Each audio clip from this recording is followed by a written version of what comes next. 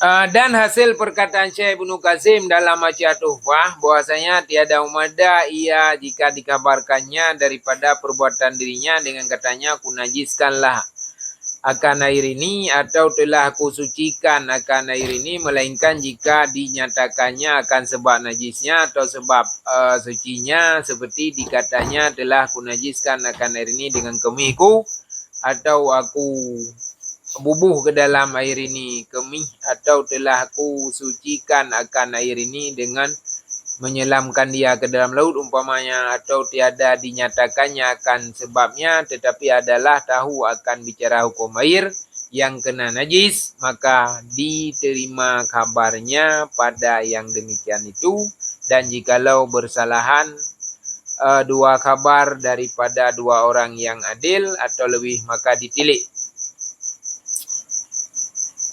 Jika dapat memperhimpunkan antara dua kabar itu, seperti berkatalah seorang daripada keduanya bahwa air pada bejana ini telah dijilat oleh anjing akan dia, dan berkata pula yang seorang bahwa yang dijilat anjing itu air pada bejana ini, bukan air pada bejana itu, maka dibenarkanlah kedua kabar itu dan dihukumkan dengan najis kedua air itu, karena ihtimalkan bahwa yang dijilat oleh anjing akan dua air itu dalam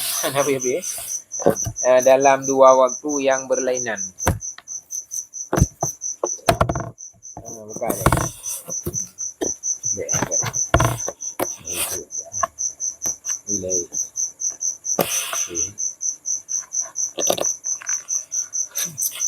Jadi kesimpulan Abah Syekh Ibnu Qasim dalam Masyiyah Tuhfah bahwa han mumada jika dikabarkan daripada perbuatan dirinya dengan katanya aku najiskanlah akan air ini, kau pun najis iyo. Nah hanya uji terima ngabai. Atau telah aku sucikan akan air ini. Nyo iyo kalau aku suci. Menaji tapi kalau aku putus suci. Hana ipegah kiban cerai suci. Nya hana wajib terima. Melainkan jika dinyatakannya akan sebab najisnya. Ipegah puno nyo inyo ka kupun najis dengan kutuh inya. Atau penyata sebab suci inya. Seperti dikatanya telah aku najiskan air ini dengan kemihku, atau aku bubuh ke dalam air ini kemih, aku bubuh inya dalam ia. Atau telah aku sucikan akan air ini dengan menyelamkan dia ke dalam laut. Inyo kalau aku suci dengan kusenom lang laut umpamanya. Ya. Atau tiada dinyatakannya akan sebabnya, atau hanya sebab. Tetapi yang pegahnya uring tepuh hukum air yang kena najis. Nyan pun diterimakan kabar. Jadi kabar uno pegah ia kamu najis baru wajib terima nai pegah sebab. Nya miakan uring yang mufhum masalah ia. Mia uring yang mufhum masalah ia pegah ada hana pegah sebab pun wajib terima. Ini gambar ya. Mau aja. Ya. Dan jikalau bersalahan dua kabar pada dua orang yang adil. Jadi dua orang adil kah berbeda-beda kabar. Atau lebih, atau kan dua namun lagi. Manleh guru adil atau mandua guru adil. Kau rumah saya. Mandua ke pegah, cuma berbeda. Yang pegah dua buah bujana. Pegah le urung adil nyo kai lila saya. Pegah le urung adil sirotu. Iya nyo ya lila saya. Kan? Maka ditilik. Jika dapat memperhimpunkan antara dua kabar itu, jadi kita bersepat abang. Kita kumpulkan. Mana ji kita main mendua. Seperti berkatalah seorang daripada keduanya bahwa air pada bejana ini telah dijilat oleh anjing akan dia. Jadi kepegah litera urang adil inyo kali ini lah saya. Dan berkata pula yang seorang kepegah litera adil bahwa yang dijilat anjing itu air pada bejana ini, bukan air pada bejana itu. Kan? Yang bejana kan bejana aja. Kan beda kabar orang adil. Maka dibenarkan akan kedua kabar itu. dan dihukumkan dengan najis keduanya. Mandua habayan tapu betul dan mandua boh bujana kata kira najis. Pakon karena ihtimalkan. Mana diihtimalkan diboleh jadikan bahwa yang dijilat oleh anjing akan dua air itu dalam dua waktu. Jadi mandua naili cuma beda-beda waktu ya. Ya. Ngomong ulang tadi. Jadi dua orang adil berbeda kabar. Gepugan le orang adil nyo bujana nyo ialam pluk nyo kai di dah sai. Gepugan le orang adil tu ialam pluk nyo ya li dah sai. Ialam pluk je hana ili ya. Nyan mungkin dapat tanggung mandua apa yang mungkin damai mendua apa yang hamai apa peti mendua. Artinya boleh jadi berarti yang gepugan le orang adil nyo kai li dah sai. Nyo yang nagu ganya. Kepegah li tengku roti bawa inyo li late yang nagu ganya. Artinya beda wate. Wate gu ganya ya ini inyo. Wate gu li tengku je roti ya ini dia.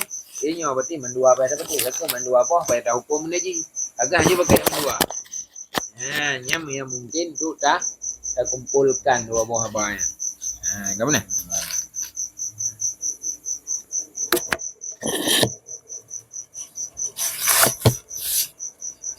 Dan jika tiada dapat memperhimpunkan antara dua kabar itu, kan seperti berkatalah seorang daripada keduanya bahwa air pada bejana itu telah dijilat oleh anjing akan dia pada waktu zuhur umpamanya. Dan berkata pula yang seorang bahwa dijilat oleh anjing pada waktu zuhur itu. Pada waktu zuhur itu. Yaitu air yang pada bejana ini bukan yang pada bejana itu. Maka dibenarkanlah kabar yang terlebih kepercayaannya atau yang terlebih banyak bilangannya. Jino mungkin tak apa tanggung. Jadi kepercayaan ahli tirau urang adil nyo ienyo kaili ahli ase buno podua. Kepercayaan ahli urang adil tirau tu ienyo kon ienyo ahli ase podua ienyo. Nyan kan? Ya.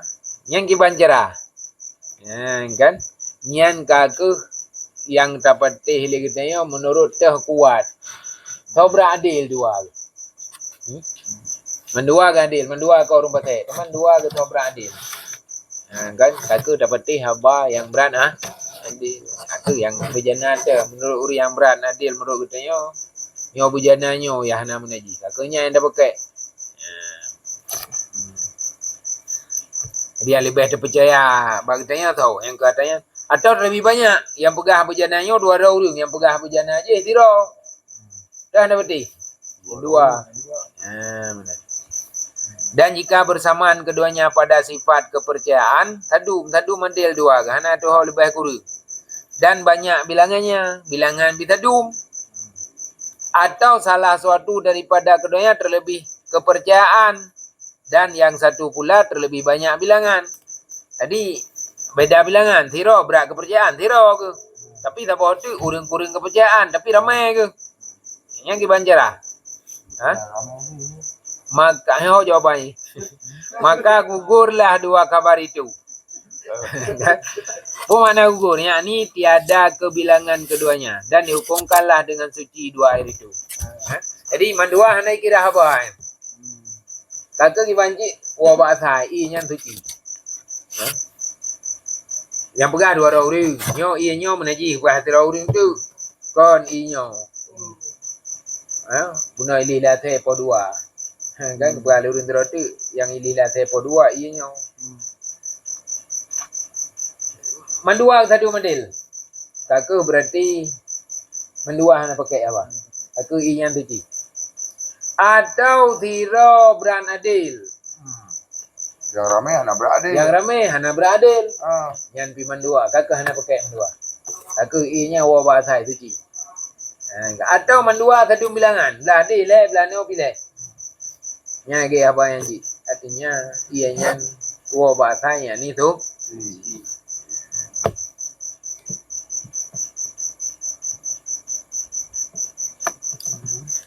Dan demikian lagi jikalau berkata seorang adil. Telah menjilat anjing ini akan air dalam bejana itu pada waktu zuhur umpamanya. Maka berkata seorang adil yang lain bahwasanya anjing ini pada waktu zuhur itu adalah ia di negeri yang lain. Maka dihukumkanlah air itu dengan sucinya karena diamalkan dengan asal sucinya. Di kepegah li. Tadi kepegah li tirau radil ianyo kaili lihat nyo. Beri hati lo. Nah the tabo thog bonang ni. Kan. Bu Ricky bona. Ricky lah tak ada. Ini nah the tabo bona Ricky ya. Jadi kepegah tu ianyo kaili lihat nyo le Ricky nyo, ya kan? Dalam berjananya, yang berjananya punya kaili lihat Ricky ya, kan? Bawa teleho. Ya, contoh ke mana? Yang kepegah le terau adil. Kepegah le adil terau tu nyo nyo. Bawa teleho hana kampung tanyo. Mantang ide kampung ide Malay. Ada ide mukai. Kan?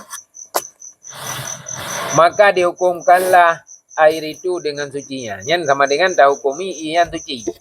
Bahkan tahukum suci karena diamalkan dengan asal sucinya. Karena punya kebeda pendapat. Mendua orang